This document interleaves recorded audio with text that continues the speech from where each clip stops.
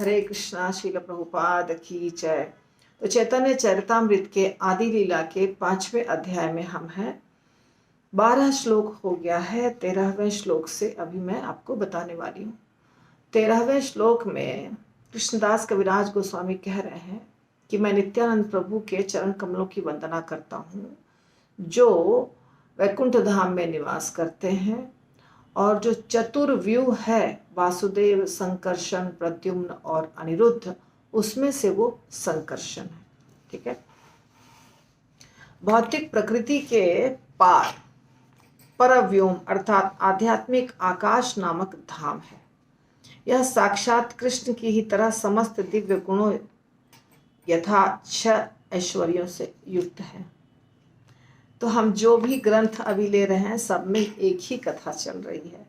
चैतन्य चरितामृत में भी वही चल रही है, श्रीमद् भागवतम में भी वही चल रही है, ब्रह्म संगीता में भी वही कथा चल रही है। तो ये संयोग की बात है।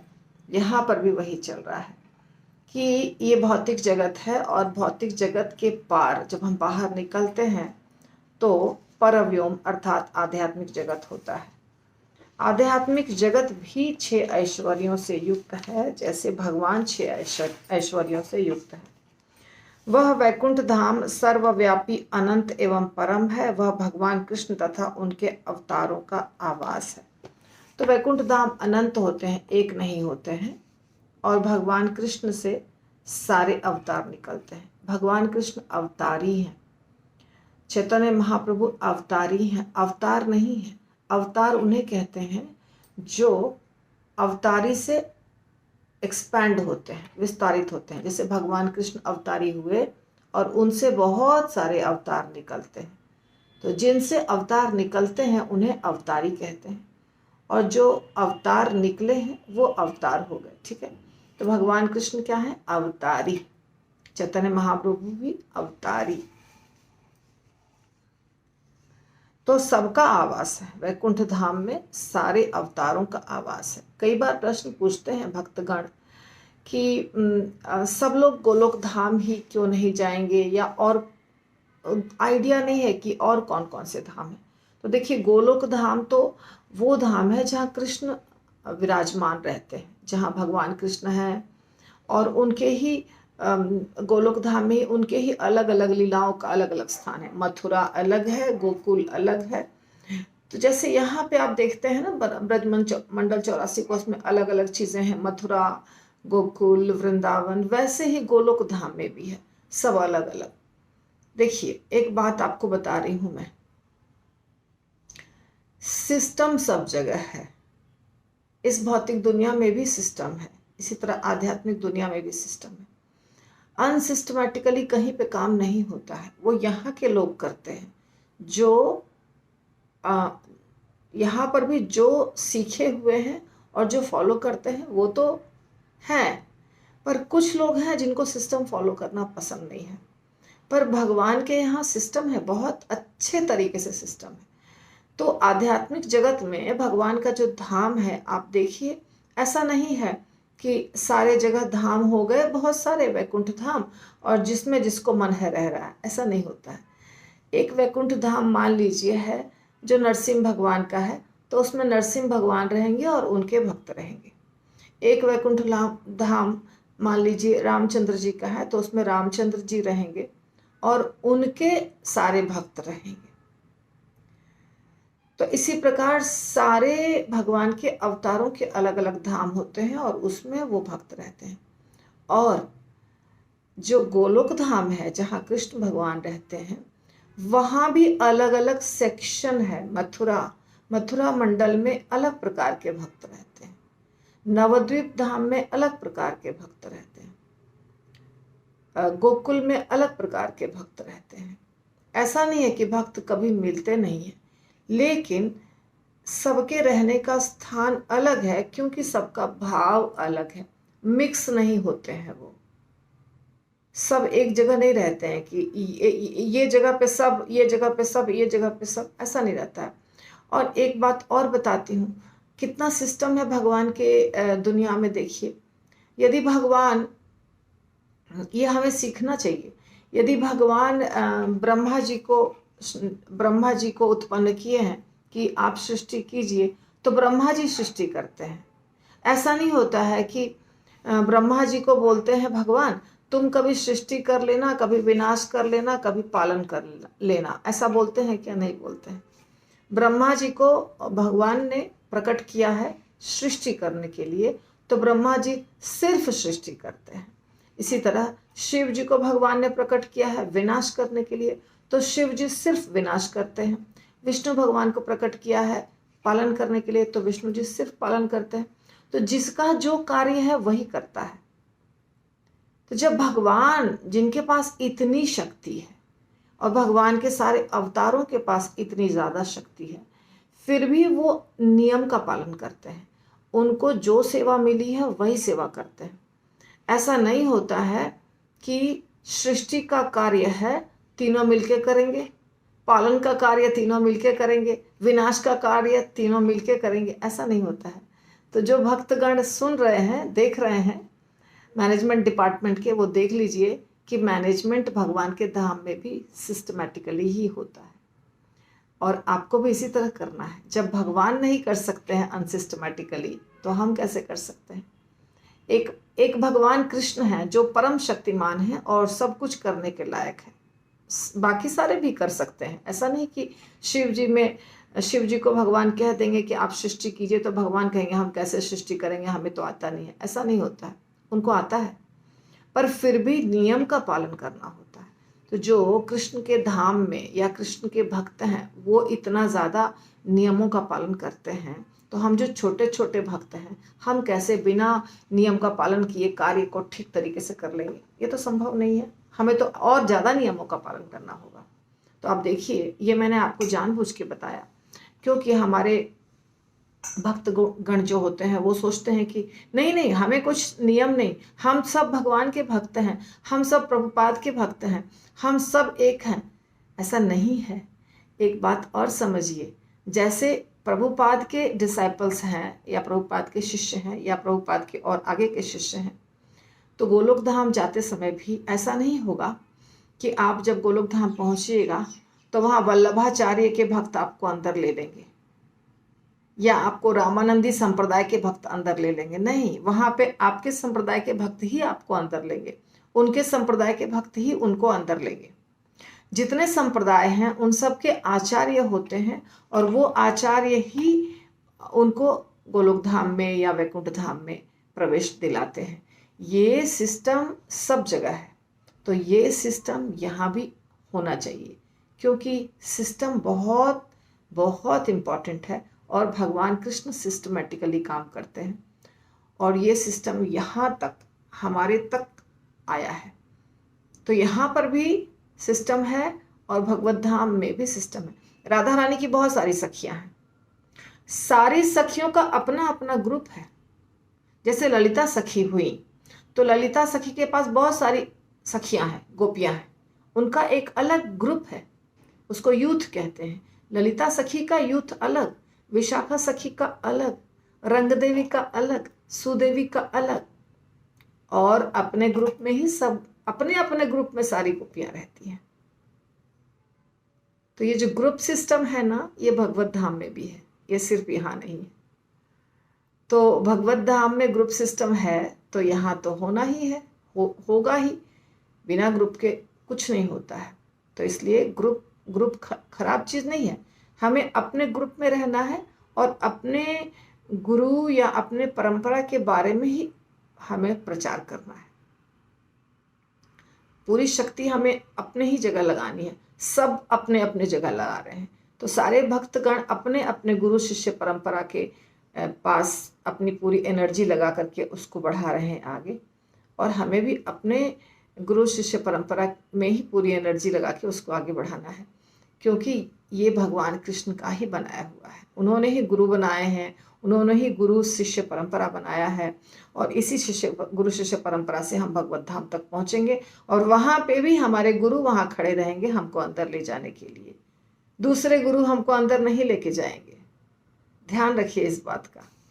तो मैं आपको जो बात बताई हूँ, आपको लग रहा होगा ऐसे ही, नहीं, 100% सत्य बात है ये, या ऐसे ही नहीं है। तो भगवान कृष्ण और अवतार सारे वहां निवास करते हैं। उस परव्योम के सर्वोच्च भाग में कृष्ण लोक है और इसके 3 भाग हैं जो बताया मैंने वही। भगवान कृष्ण का लोक कहाँ है? सारे वैकुंठ लोक हैं और सारे वैकुंठ लोक के ऊपर कृष्ण का लोक है और वहां पे उस कृष्ण लोक में 3 भाग हैं। कौन कौन? मथुरा मंडल, द्वारका मंडल और गोकुल। मथुरा अलग, द्वारका अलग और गोकुल अलग। इनमें से सर्वोच्च श्री गोकुल है जो व्रज, गोलोक, श्वेत द्वीप तथा वृंदावन भी कहलाता है। इसके 4 नाम हैं। व्रज भी नाम है इसका, गोलोक भी नाम है, श्वेत द्वीप भी है और वृंदावन भी है, गोकुल भी है, सब एक ही चीज है। तो भगवान के कृष्ण लोक में 3 लोक हुए और जो सबसे ऊंचा है वो है गोलोक, जिसको ब्रज भी कहते हैं, श्वेत द्वीप भी और वृंदावन भी। भगवान कृष्ण के दिव्य शरीर के ही समान गोकुल सर्वव्यापी, अनंत तथा परम है। यह किसी प्रतिबंध के बिना ऊपर तथा नीचे तक फैला हुआ है। गोकुल कहाँ है? सर्वव्यापी, अनंत और परम है, किसी प्रतिबंध के बिना ऊपर नीचे तक फैला हुआ है। इसका एरिया बहुत बड़ा है। इसका एरिया इतना ज्यादा बड़ा है कि कहाँ तक फैला है बोल नहीं सकते हैं।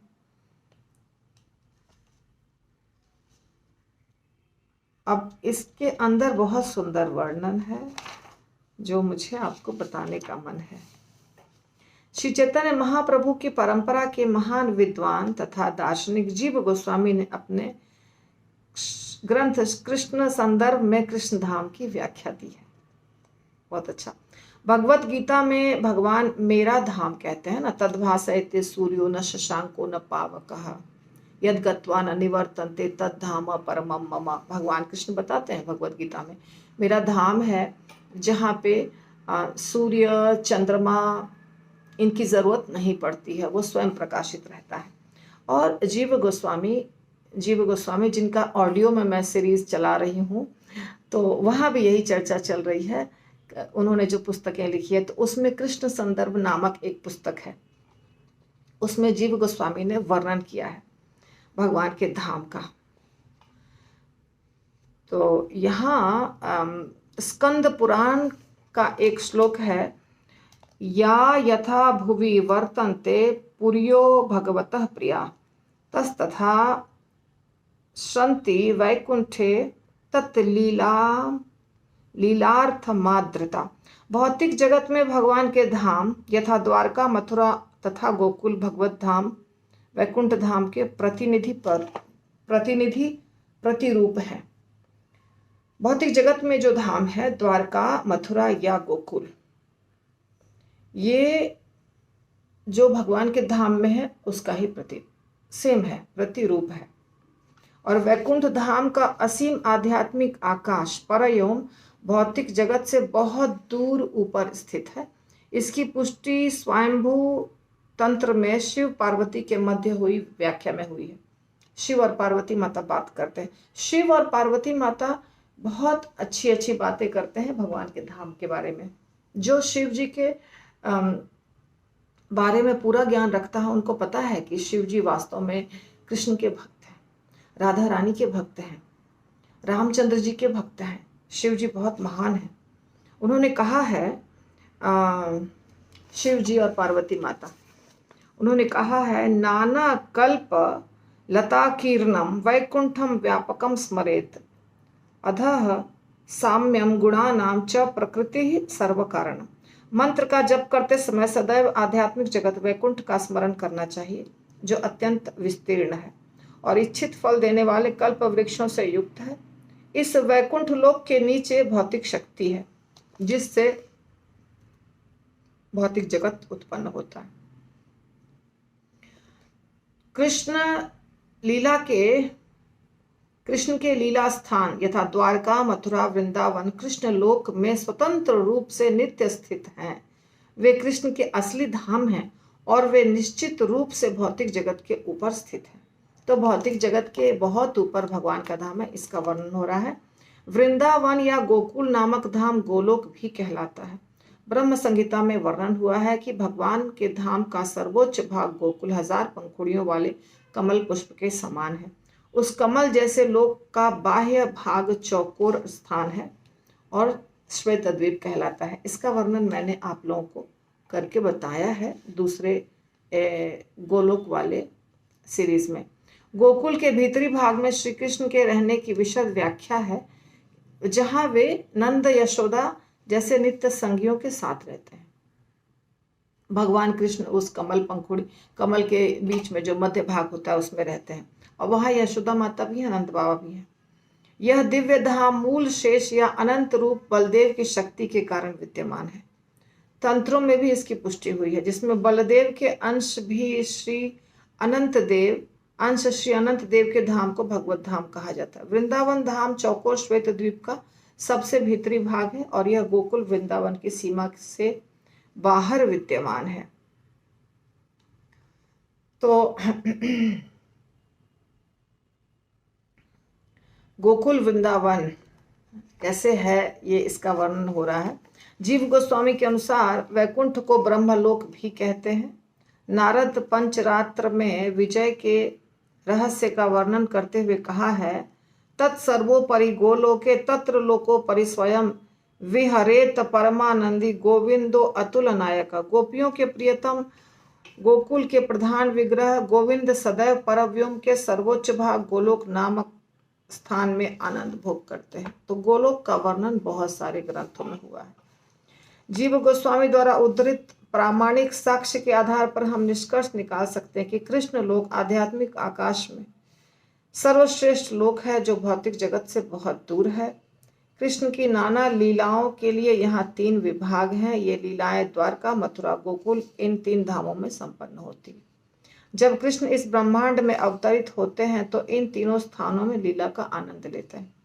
पृथ्वी पर ये स्थान मूल धामों से अभिन्न है, क्योंकि वे दिव्य जगत के मूल पवित्र स्थानों के प्रतिरूप है। वे कृष्ण जैसे उत्तम है, समान रूप से पूजनीय है। तो ये सारी चीजें हमने आपको पहले ही बता दिया है, जो व्यक्ति हमारे उस गोलोक धाम वाले एपिसोड को देखा होगा। तो भगवान का जो धाम है, देखिए भगवान के सेवक भी नित्य होते हैं और साधन सिद्ध भी होते हैं। जैसे यशोदा माता हैं, नंद बाबा हैं, वसुदेव जी हैं, ये सब नित्य सिद्ध हैं। ये यहाँ पर सिर्फ लीला करने आते हैं। ऐसा नहीं है कि ये हमारी तरह साधना भक्ति करके सिद्ध होके जाएंगे, नहीं, ये हमेशा सिद्ध ही है। यशोदा माता, नंद बाबा, वसुदेव देव की ऐसा बताया गया है। जीव गोस्वामी ने बताया है, ऐसा कृष्ण संदर्भ में बताया है। हालांकि ये बताया जाता है कि वसुदेव और देवकी ने तपस्या किया था, लेकिन जीव गोस्वामी ने ऐसा ही बताया है कृष्ण संदर्भ में कि ये सब नित्य सिद्ध भगवान के भक्त हैं, परिकर हैं। यशोदा और नंद बाबा के बारे में तो बताया जाता ही है, और जो गोपियां हैं और जो मथुरा की महिषियां हैं, वो सब उनको सबको बता रहे हैं जीव गोस्वामी के नित्य सिद्ध भक्त हैं। और जीव गोस्वामी ये भी बताते हैं कि भगवान की 2 प्रकार की लीलाएं होती है, प्रकट और अप्रकट। प्रकट लीला उसे कहते हैं जब भगवान सब लोगों को जो यहाँ ब्रह्मांड के अंदर हैं, सबको जब भगवान दिखाई देते हैं और लीला करते हैं, उसे प्रकट लीला कहते हैं। और जब भगवान दिखाई नहीं देते हैं तब अप्रकट लीला होती है।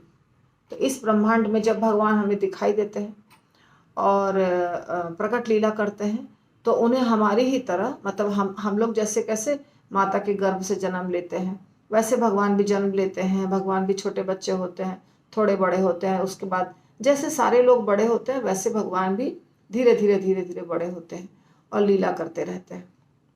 पर जो उनका अपना धाम है, वहाँ भगवान किशोर अवस्था में रहते हैं। वहाँ भगवान छोटे बच्चे बड़े ऐसे नहीं होते हैं, सदा किशोर अवस्था में 16 साल की उम्र होती है भगवान की। कहाँ? गोलोक धाम में।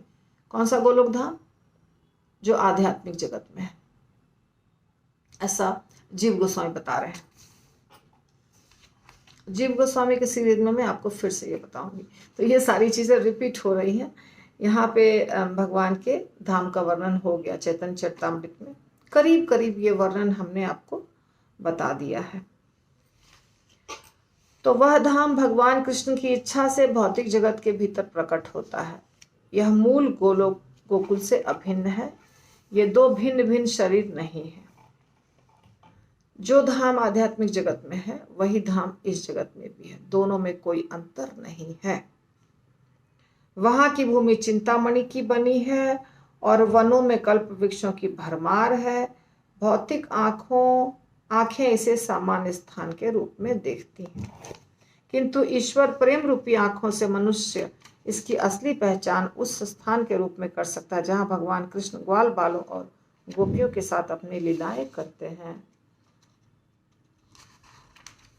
मैं उन आदि पुरुष भगवान गोविंद की पूजा करता हूँ। ये देखिए ब्रह्म संहिता का श्लोक है। जो समस्त इच्छाओं की पूर्ति करने वाले गौओं की को आध्यात्मिक रत्नों चिंतामणि से बने करोड़ों कल्प वृक्षों से घिरे धाम में पालते हैं, उनकी सेवा में सदैव सैकड़ों हजारों लक्ष्मियां अत्यंत आदर एवं स्नेह से तत्पर रहती हैं।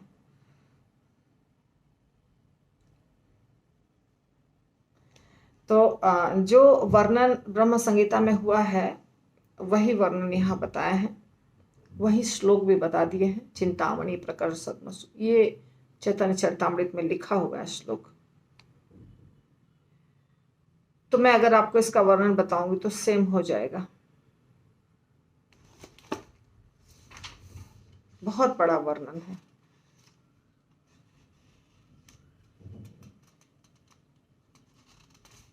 ठीक है, हो सकता है मैं आपको बाद में बताऊं, अभी चैतन्य चरितामृत को हम ले रहे हैं आगे। तो वे अपने निज रूप को मथुरा तथा द्वारका में प्रकाशित करते हैं। वे चतुर्व्यूह रूपों में अपना विस्तार करके नाना प्रकार से लीलाओं का विलास करते हैं। भगवान कृष्ण और वासुदेव, संकर्षण, प्रद्युम्न, अनिरुद्ध, ये बार बार आ रहा है।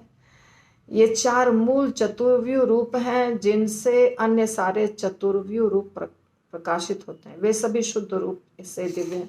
तो आप एक मोटा मोटी बात को समझ लीजिए कि पहले भगवान कृष्ण से बलराम जी प्रकट होते हैं और बलराम जी से चतुर्व्यूह प्रकट होते हैं, यानी कि ये चार ये भगवान का एक प्रकार का विस्तार है, इसको व्यू कहते हैं। तो ये होते हैं चार, और ये चार एक ही बार नहीं होते हैं, ये कई बार होते हैं। तो पहली बार जो होते हैं चतुर्व्यूह, उसमें से फिर दूसरा, तीसरा, चौथा निकलता है। तो वासुदेव, संकर्षण, प्रद्युम्न और अनिरुद्ध, ये चार नाम हैं। जितनी बार चतुर्व्यूह प्रकट होंगे यही नाम रहेगा, पर अलग अलग जगह जैसे जरूरत होती है वैसे ये प्रकट होते हैं। केवल इन्हीं तीन स्थानों में लीला में भगवान कृष्ण अपने निजी संगियों के साथ अनंत लीलाएं करते हैं। कहाँ? मथुरा, द्वारका और गोकुल में।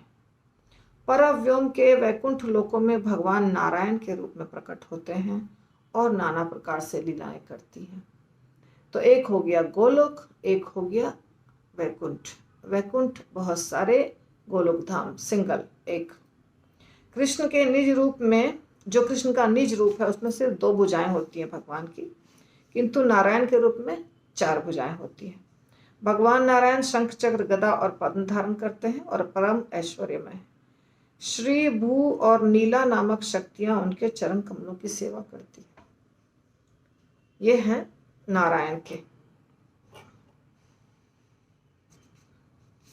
अब इनके बारे में कहाँ वर्णन मिलता है? तो जो नारायण के भक्त हैं उनके ग्रंथों में मिलेगा। तो वैष्णव धर्म के रामानुजाचार्य और मध्य संप्रदाय में श्री, भू और नीला शक्तियों का विस्तृत वर्णन मिलता है। बंगाल में नीला शक्ति को कभी कभी लीला शक्ति कहा जाता है। ये तीनों शक्तियां वैकुंठवासी चतुर्भुज नारायण की सेवा में लगी रहती हैं। 3 शक्तियां, श्री, भू और नीला।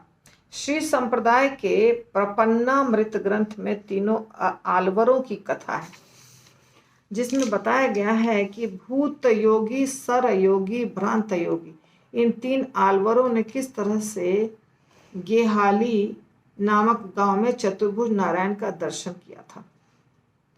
तो उन्होंने कमल नेत्र भगवान विष्णु को गरुड़ पर आसीन और लक्ष्मी को अपने वक्षस्थल पर लगाए देखा था। ये तीनों आलवरों ने, आलवर भक्त को कहते हैं, साउथ इंडिया में आलवर कहते हैं। वहां पे नाम बताया यहाँ पे कौन कौन से अलवर भूत योगी, सर योगी और भ्रांत योगी।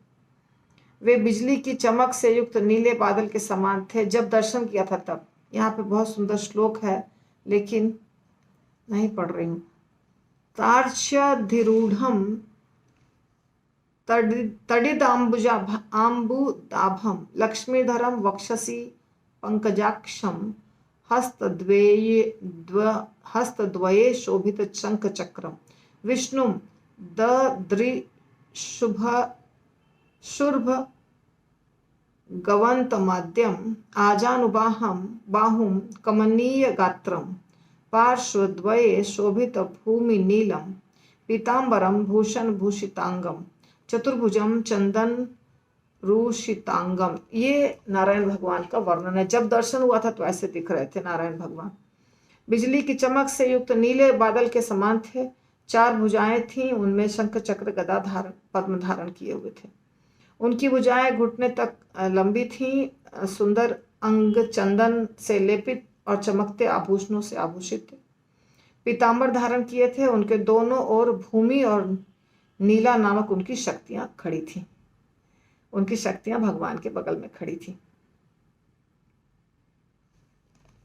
और शीतोपनिषद में श्री भू और नीला नामक शक्तियों का उल्लेख मिलता है।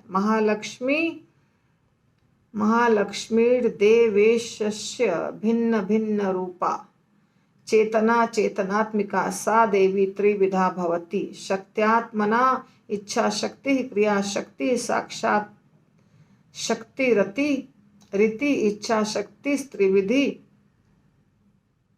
भवती श्री भूमि नीलात्मिका। भगवान की परम शक्ति महालक्ष्मी विविध प्रकारों से अनुभव की जाती हैं। यह भौतिक तथा आध्यात्मिक प्रकारों में विभाजित है और दोनों ही रूपों में इच्छा शक्ति, क्रिया शक्ति और अंतरंगा शक्ति के रूप में कार्य करती हैं। इच्छा शक्ति पुनः 3 में विभाजित है, श्री भू और नीला। तो आप सोचते होंगे कि क्या चल रहा है, बहुत डिफिकल्ट हो रहा है। जरूरत नहीं है इतना जानने की, पर यदि कोई नारायण का भक्त है तो उसको अच्छा लगेगा। तो भगवान नारायण के बारे में हमें ज्यादा ज्ञान नहीं है, तो हमने फिर भी थोड़ा पढ़ लिया, पूरा नहीं पढ़ा। तो यद्यपि उनकी लीलाएं ही उनके एकमात्र विशेष कार्य हैं,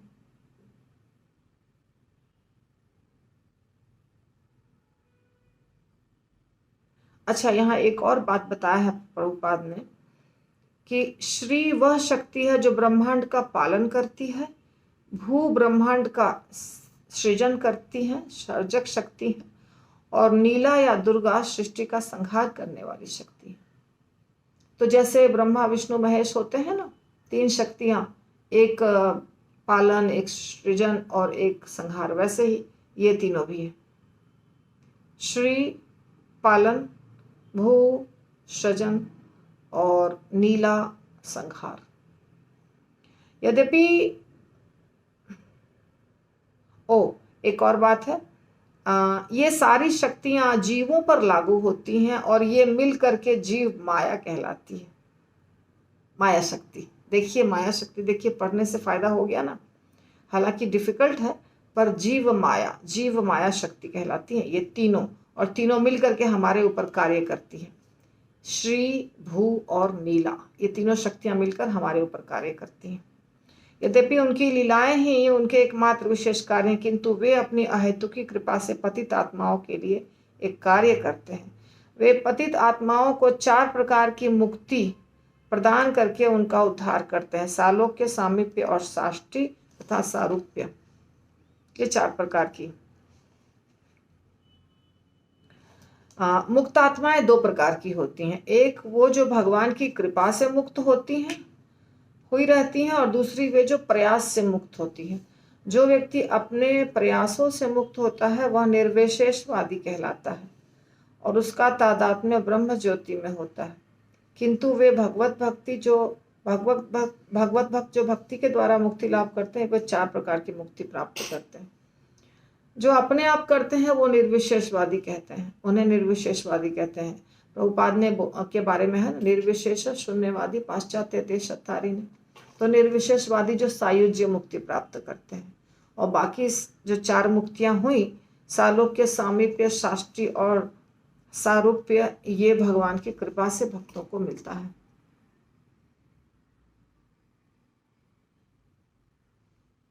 जिन्हें ब्रह्म सायुज्य मुक्ति प्राप्त होती है वे वैकुंठ लोक में प्रविष्ट नहीं हो पाते हैं, उनका वास वैकुंठ से बाहर होता है। जो ब्रह्म ज्योति में सिर्फ वहां पे सिर्फ ऐसे लटके रहते हैं उनको कहते हैं सायुज्य मुक्ति।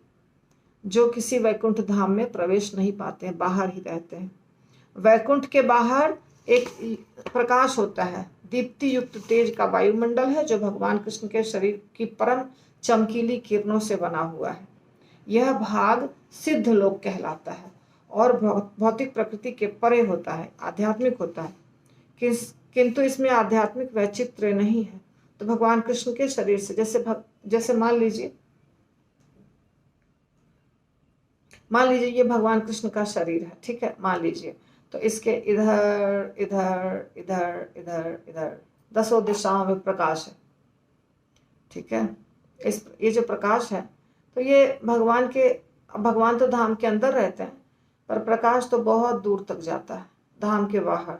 तो धाम के बाहर, भगवान के धाम के बाहर का जो हिस्सा है, अंदर नहीं, उस बाहर के हिस्से में जहां पे कुछ नहीं होता है, सिर्फ प्रकाश होता है, ये लोग जाके बस वहां टिके रहते हैं। ये आत्माएं, इनको क्या कहते हैं? इनको कहते हैं, इस जगह को कहते हैं सिद्ध लोक। और सिद्ध लोक का मतलब कोई लोक नहीं हुआ, लोक के बाहर। लोक तो अंदर है, वैकुंठ लोक, गोलोक, ये सब तो अंदर है। जैसे एक आपकी सोसाइटी होती है, सोसाइटी में घुसने का गेट होता है, वॉचमैन खड़ा होता है, वहां से आप अंदर जाते हैं तो फिर अंदर में आपका घर होता है या बगीचा होता है, सब कुछ होता है। लेकिन सोसाइटी के बाहर क्या है? रोड है। वहां पे तो कोई घर नहीं है, कोई जगह नहीं है, कोई लीला नहीं है, कोई सेवा नहीं है, जस्ट खुली जगह है। वैसे ही लोक के बाहर, गोलोक धाम के बाहर, वैकुंठ धाम के बाहर का जो एरिया होता है, बिल्कुल बाहर, जहाँ कुछ भी नहीं होता है, सिर्फ प्रकाश होता है, वहां ये जीवात्माएं जाती हैं। कौन? निर्विशेषवादी। और उसी को कहते हैं सिद्ध लोक। आध्यात्मिक होता है, ये भौतिक नहीं होता है, लेकिन आध्यात्मिक होने के बावजूद भी कोई फायदा नहीं जाने से वहां। यह सूर्य के चारों ओर पाए जाने वाले एक रस तेज के समान है, किंतु सूर्य के भीतर रथ, घोड़े, सूर्यदेव और अन्य ऐश्वर्य रहते हैं। ये समझाने के लिए लिखा है। जिस तरह भगवान की भक्ति से भगवत धाम प्राप्त किया जा सकता है, उसी तरह कईयों ने अपने पाप पूर्ण कर्मों को त्याग करके तथा काम, क्रोध, भय और स्नेह के द्वारा मन को भगवान लगाकर उसी गति को प्राप्त किया है।